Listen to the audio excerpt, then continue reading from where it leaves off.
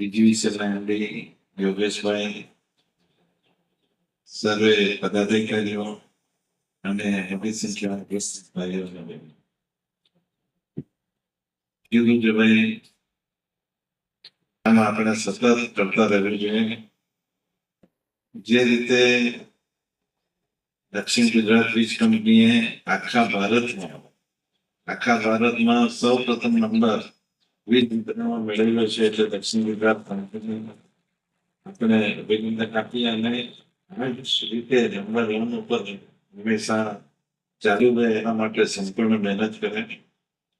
બીજું કે આપણું ગુજરાત લગભગ 1600 કિલોમીટર લાંબો દરિયા કિનારો ધરાવે છે. ભૂલ થઈ જાય અને એ નહીં થાય એના માટે આપણા મુખ્યમંત્રી પટેલે એરિયામાં છે એ બધા વાયર અંડરગ્રાઉન્ડ કર્યા. એ માટેનું કામ આપણે ગુજરાતમાં સતત અને સુંદર રીતે ચાલી રહ્યું છે.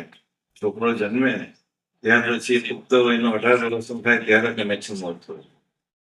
અલગ અલગ સમાજના આગેવાનો, ભાઈઓ બહેનો અને પત્રકાર મિત્રો, આપણે સૌ જાણીએ છીએ કે વર્ષોથી જીવીપીડી એટલે કે આપણા જીવનની અંદર આવશ્યક જરૂરી રોજ એ વસ્તુ બની ચૂકી છે.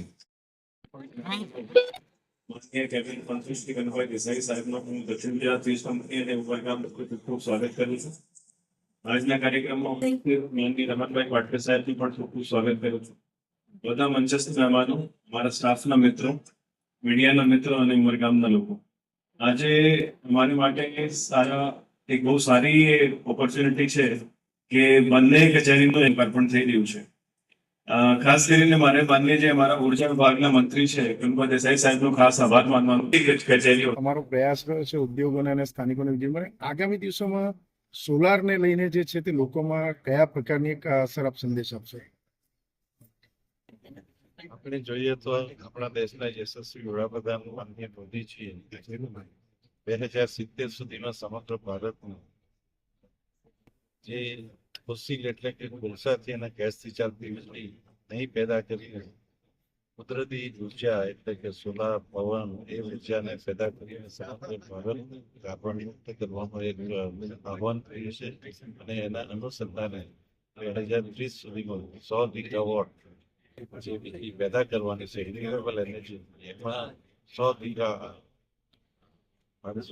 ગીગાવોટ જે વીજળીનું આહ્વાન કર્યું છે એમાં 100 ગીગાવોટ ગુજરાત પેદા કરવાનું છે. એટલે કે ભારતના સમગ્ર જે લક્ષ્યાંક છે એમાં 20% ફાળો ગુજરાત આપવા જઈ રહ્યું છે. અને એ અંગેના બધા પ્રોજેક્ટો કાર્યરત છે અને લગભગ 40,000 મેગાવોટ આવતા વર્ષે કાર્યરત થઈ જશે.